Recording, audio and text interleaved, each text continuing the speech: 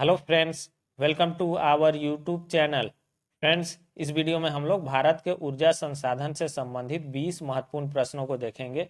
ये सारे प्रश्न बहुत ही महत्वपूर्ण हैं और यही प्रश्न जो है एग्जाम में बार बार पूछे भी जाते हैं। तो चलिए देखते हैं पहला प्रश्न क्या है। पहला प्रश्न है, निम्नलिखित में से कौन ऊर्जा के गैर परंपरागत स्रोत की श्रेणी में आता है। तो कौन जो है ऊर्जा के गैर परंपरागत स्रोत की श्रेणी में आता है। इसका सही आंसर हो जाएगा बायोगैस। यहाँ पर थोड़ा सा समझ लेंगे ताकि एग्जाम में प्रश्न पूछे तो हम लोग बहुत ही आसानी से कर पाएंगे। तो परंपरागत स्रोत और गैर परंपरागत स्रोत। तो परंपरागत स्रोत किसको कहते हैं? जीवाश्म ईंधन जैसे कि कोयला, तेल और प्राकृतिक गैस, ये सब क्या हो जाएगा? परंपरागत स्रोत हो जाएंगे। तो इसके अलावा जो भी होगा वह गैर परंपरागत स्रोत हो जाएगा, जैसे कि आपका उदाहरण में सौर ऊर्जा, पवन ऊर्जा, भूतापीय ऊर्जा, जल ऊर्जा, बायोमास, बायोगैस, ये सब क्या हो जाएगा? गैर परंपरागत स्रोत। तो परंपरागत स्रोत जो हम लोग यूज करते हैं जनरली कोयला, तेल, प्राकृतिक गैस, वे परंपरागत स्रोत होते हैं। तो आसानी से दोनों को कर लीजिएगा। निम्नलिखित में से कौन ऊर्जा का परंपरागत स्रोत नहीं है? तो परंपरागत स्रोत कौन सा नहीं है? तो अभी हम बताएं कि प्राकृतिक गैस, कोयला, खनिज तेल, ये सभी क्या हो जाएगा? परंपरागत स्रोत का उदाहरण हो जाएगा। तो भूतापीय ऊर्जा जो कि गैर परंपरागत स्रोत का उदाहरण है। भूतापीय ऊर्जा हो गया, पवन ऊर्जा, सौर ऊर्जा, जल ऊर्जा, बायोमास, बायोगैस, ये सब क्या हो जाएगा? गैर परंपरागत स्रोत हो जाएगा। नेक्स्ट क्वेश्चन देखेंगे, निम्नलिखित में से किस प्रकार की ऊर्जा से सबसे कम वायु प्रदूषण होता है? तो किस प्रकार की ऊर्जा से सबसे कम वायु प्रदूषण होता है? यह है सौर ऊर्जा। सही आंसर क्या हो जाएगा? सौर ऊर्जा। नेक्स्ट क्वेश्चन देखेंगे, भारत में ऊर्जा का मुख्य स्रोत क्या है? तो भारत में ऊर्जा का मुख्य स्रोत क्या है? तापीय। सही आंसर क्या हो जाएगा? तापीय ऊर्जा जो है मुख्य स्रोत है। यह लगभग 62% कवर करता है, यानी कि कुल ऊर्जा का 62% जो है हम लोग को केवल तापीय ऊर्जा से प्राप्त होता है। चेन्नई के समीप कलपक्कम नामक स्थान पर निम्न में से किसकी स्थापना की गई है? तो ये सब इंपॉर्टेंट क्वेश्चन है। कलपक्कम कहाँ है, इस तरह से क्वेश्चन पूछा जाएगा। तो कलपक्कम क्यों प्रसिद्ध है? तो यहाँ जो है नाभिकीय ऊर्जा संयंत्र है। सही आंसर क्या हो जाएगा? कलपक्कम में नाभिकीय ऊर्जा संयंत्र है। और ये कहाँ है कलपक्कम? तो तमिलनाडु राज्य में है। याद रखिएगा, डायरेक्ट पूछा जाता है कि कलपक्कम कहाँ है, तो तमिलनाडु में है। काकरापार परमाणु शक्ति केंद्र निम्नलिखित में से किस राज्य में है? तो इस तरह से प्रश्न जो है एग्जाम में पूछे जाते हैं। तो काकरापार परमाणु शक्ति केंद्र कहाँ है? ये गुजरात में है। सही आंसर क्या हो जाएगा? गुजरात में है।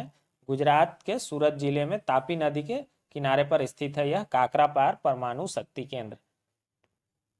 नेक्स्ट क्वेश्चन देखेंगे, कैगा में होता है। कैगा जो कि बहुत ही महत्वपूर्ण है, कैगा जो कि कर्नाटक में है, तो यह भी नाभिकीय ऊर्जा उत्पादन के लिए महत्वपूर्ण है। सही आंसर क्या हो जाएगा? नाभिकीय ऊर्जा उत्पादन। पूछेगा कैगा कहाँ है, कैगा नाभिकीय ऊर्जा संयंत्र कहाँ है, तो याद रखिएगा कर्नाटक में। भारत का प्रथम परमाणु ऊर्जा उत्पादन केंद्र है। तो भारत का प्रथम परमाणु ऊर्जा उत्पादन केंद्र कौन सा है? यह है तारापुर। तारापुर महाराष्ट्र जो है भारत का प्रथम परमाणु ऊर्जा उत्पादन केंद्र है। भूतापीय ऊर्जा पर आधारित मणिकरण बिजली संयंत्र किस राज्य में स्थित है? तो ये भूतापीय ऊर्जा पर आधारित मणिकरण बिजली संयंत्र कहाँ है? तो ये आपका हिमाचल प्रदेश में है। सही आंसर क्या हो जाएगा? हिमाचल प्रदेश में। नेक्स्ट क्वेश्चन देखेंगे, तालचेर एवं इन्नौर उल्लेखनीय है। तो तालचेर एवं इन्नौर जो है क्यों प्रसिद्ध है, ये पूछा जा रहा है। तो तापीय शक्ति संयंत्रों के कारण, यहाँ पर तापीय शक्ति संयंत्र है, इसलिए तालचेर और इन्नौर जो है उल्लेखनीय है। भारत की प्रथम जल विद्युत परियोजना है। बहुत ही इंपॉर्टेंट क्वेश्चन है। तो भारत की प्रथम जल विद्युत परियोजना कौन सी है? ये कावेरी नदी पर है, शिव समुद्रम परियोजना। याद रखिएगा, ये भारत की प्रथम जल विद्युत परियोजना है, कावेरी नदी पर शिव समुद्रम परियोजना।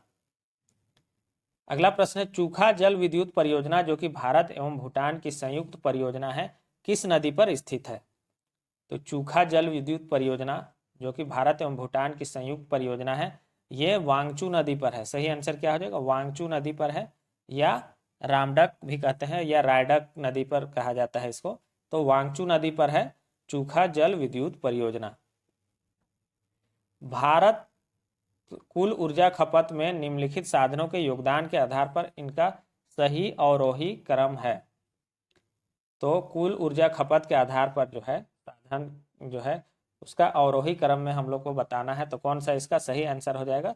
तो सबसे ज़्यादा कोयला होगा, फिर उसके बाद पेट्रोलियम होगा, फिर जल विद्युत होगा, उसके बाद प्राकृतिक गैस होगा। तो इसका सही आंसर हो जाएगा ऑप्शन ए, कोयला उस सबसे ज़्यादा, उसके बाद पेट्रोलियम, फिर जल विद्युत, उसके बाद प्राकृतिक गैस। तो ऊर्जा खपत में साधनों के अवरोही क्रम क्या हो जाएगा? कोयला, पेट्रोलियम, जल विद्युत और प्राकृतिक गैस। इस तरह से प्रश्न पूछे गए हैं, अच्छे से देख लीजिएगा।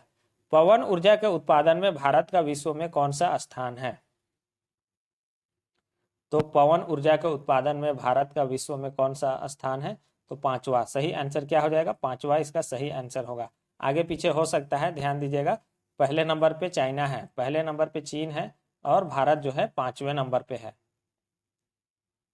नेक्स्ट क्वेश्चन है, भारत में प्रथम जल विद्युत केंद्र की स्थापना 1897 ईस्वी में कहाँ की गई थी? ये भी बहुत ही महत्वपूर्ण प्रश्न है, एग्जाम में पूछा जाता है। तो प्रथम जल विद्युत केंद्र की स्थापना 1897 ईस्वी में कहाँ किया गया था? दार्जिलिंग में। सही आंसर क्या हो जाएगा? दार्जिलिंग में। और यह जो है एशिया का प्रथम पन बिजली संयंत्र भी था।